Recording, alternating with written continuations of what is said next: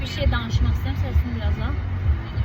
Bayağı maşını indi derse gittim 28'de. Maşını bir yerde park ettim. Böyle maşın dayanacağı da orada. Ha. Orada indi girdim təxmini gördüm ki yani maşınların %99'u orada.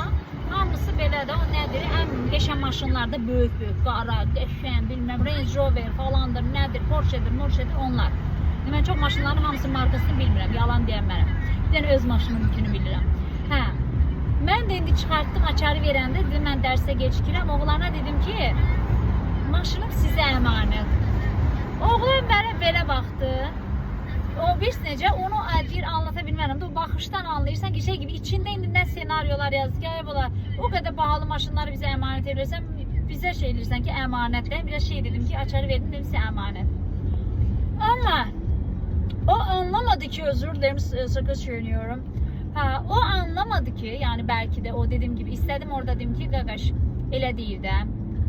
Dünyanın belə deyim də sizə.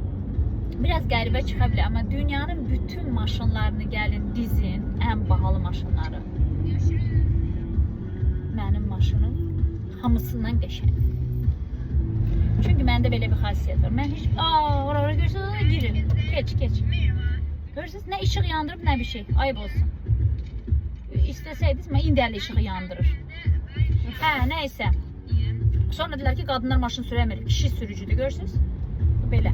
Nəysə, o söhbətdən fırlandım o tərəfə. Yəni məndə belə xasiyyət var. Bu xasiyyət çox gözəldir. Bunu məsələn gənclərimizə, öğrencilərimə də tövsiyə edirəm. Əlində olanın qiymətini. Mən baxıram neçə dəfə baxmışam. O qədər maşınlar var da, maşallah. Baxırsan dəhşət maşınlar var da, hamısının sağlığına qismət.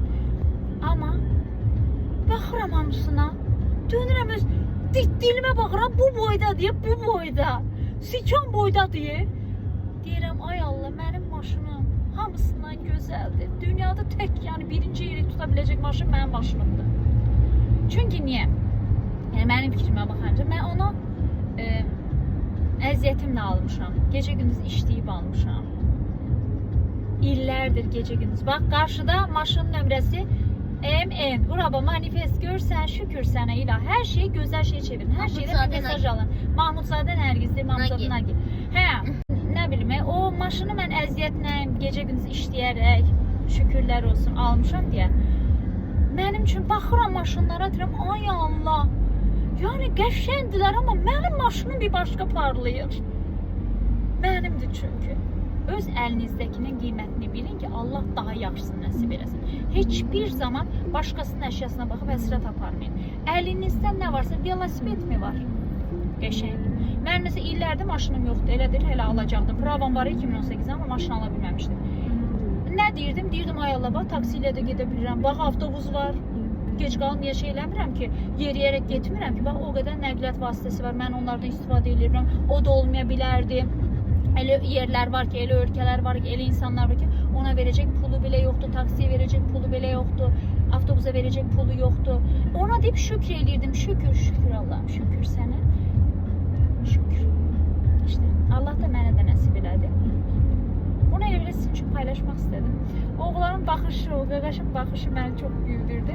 Bir şey də deyəmədim, indi bir şey soruşmayıb baxı deyim, amma baxışından anladım da. Yəni belə şey baxdı mənə ki, yəni utanmasa deyəcəkdi ki, ay xanım, bu qədər burada bahalı maşınlar var, sənin ditdili maşınıva qalmışıq, yəni. Amma mənim ditdili maşınım, mənim cüqqülü başınım ən qəşəng maşın. Şükür. Öpürəm. Mən keçim, az qalıb çatırıq. Sevirəm hamınızı. Allah'a emanet olun. Həmişə gülümsəyin.